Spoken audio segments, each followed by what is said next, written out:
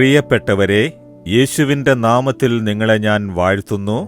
ഈ സ്ഥലം കണ്ടോ? നല്ല ഭംഗിയില്ലേ? ഒരു വശത്ത് നദിയിലെ വെള്ളം ഒഴുകിക്കൊണ്ടേയിരിക്കുന്നത് നിങ്ങൾ കാണുന്നില്ലേ? പുറകിലൊരു വെള്ളച്ചാട്ടം, ഒരു ഫാൾസിൽ നിന്നും വെള്ളം ചാടിക്കൊണ്ടേയിരിക്കുന്നു. ഇതാണ് ആൽപ്സ് മല. യൂറോപ്പിലുള്ള ആൽപ്സ് മലയാണിത്. ഈ മലയിൽ എപ്പോഴും മഞ്ഞ് മൂടിക്കിടക്കുന്നത് കാണാൻ സാധിക്കും. സ്നോ മൂടിയിരിക്കും മൊത്തം.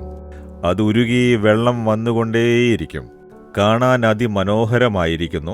ശരി, ഈ ദിവസം ദൈവം നിങ്ങൾക്കായി തരാൻ വെച്ചിരിക്കുന്ന വചനമറിയാനായി കാത്തിരിക്കുകയല്ലേ? വേദപുസ്തകത്തിൽ 1 തെസ്സലോനിക്കർ 5-ാം അധ്യായം 21-ാം വാക്യം, സകലതും ശോധന ചെയ്ത് നല്ലത് മുറുകെ പിടിപ്പിൻ എന്ന് ദൈവം നമ്മെ ഉപദേശിക്കുന്നു. ഒന്നും പെട്ടെന്നങ്ങ് വിശ്വസിക്കുവാൻ പാടില്ല. ഇതാണ് സത്യമെന്ന് തീരുമാനിക്കരുത്. പരിശോധിച്ചു നോക്കണം. നല്ലത് നിങ്ങൾ മുറുകെ പിടിക്കണം. നല്ലതല്ല എങ്കിൽ അവയെല്ലാം മാറ്റിവെച്ചേക്കൂ എന്ന് ദൈവത്തിന്റെ വാക്ക് പറയുന്നു. ഇത് അവസാന കാലമാണ്, 2-ാം വരവിന്റെ കാലം. യേശുവിന്റെ വരവ് അടുത്തിരിക്കുന്നു. 2-ാം വരവിനെക്കുറിച്ച് പറയുമ്പോൾ യേശു ആദ്യം പറയുന്നു, നിങ്ങൾ വഞ്ചിക്കപ്പെടാതിരിക്കുവാൻ സൂക്ഷിച്ചുകൊള്ളുവിൻ. അപ്പോൾ വഞ്ചിക്കപ്പെടുന്ന ഒരുപാട് കാര്യങ്ങൾ ഈ അവസാന കാലത്ത് ധാരാളം വന്നുകൊണ്ടേയിരിക്കും. കള്ളപ്രവചനം, കള്ളയുപദേശം, കള്ള സൗഹൃദങ്ങൾ, ഇവരെല്ലാം മുന്നോട്ട് വരും. കള്ള ആരാധനകൾ നടക്കും, കള്ള വർഷിപ്പ് നടക്കും. എല്ലാത്തിലും വിപരീതമായ കാര്യങ്ങളാണ് നടക്കുക. യേശുവിന്റെ പേര് പറഞ്ഞാൽ പെട്ടെന്ന് വിശ്വസിക്കരുത്. ബൈബിള് കയ്യിൽ വെച്ചുകൊണ്ടിരുന്നാൽ ഉടനെ അവർ പറയുന്നത് ശരിയായിരിക്കുമെന്ന് കരുതരുത്. അത് പരിശോധിച്ചു നോക്കണം. അതിൽ യേശുവിന് മഹത്വമുണ്ടാകുമോ? ജനങ്ങളെ മാനസാന്തരപ്പെടുത്താൻ പര്യാപ്തമാണോ? 2-ാം വരവിനായി ഒരുക്കുന്നുണ്ടോ? അതെല്ലാം പരിശോധിച്ചു നോക്കി നല്ലത് മാത്രം മുറുകെ പിടിക്കണം. നല്ലതല്ലാത്തതെല്ലാം പുറത്തേക്ക് തള്ളിക്കളയണമെന്ന് യേശു പറയുന്നു. നിങ്ങൾ കണ്ടതും പറഞ്ഞതുമെല്ലാം വിശ്വസിച്ചിരിക്കുകയാണ് അല്ലേ? ശരിയല്ലേ? അതിനാൽ നിങ്ങൾ ബാധിക്കപ്പെട്ടിട്ടുണ്ടോ?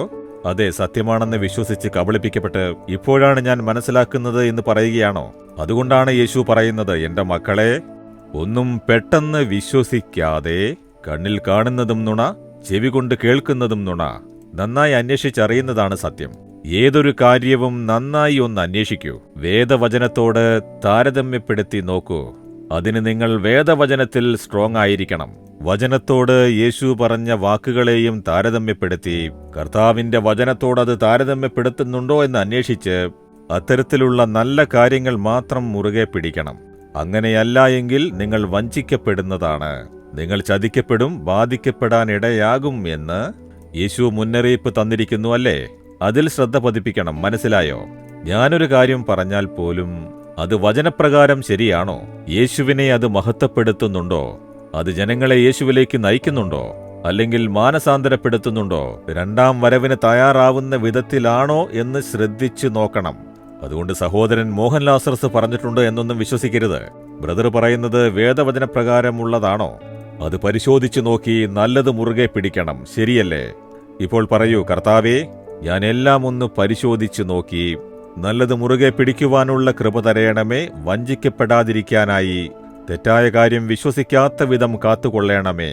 യേശുവിന്റെ നാമത്തിൽ പ്രാർത്ഥിക്കുന്നു. ആമേൻ, ആമേൻ. Jesus readings Malayalam YouTube channel subscribe ചെയ്യുക. ബെൽ ഐക്കോൺ ക്ലിക്ക് ചെയ്യുക.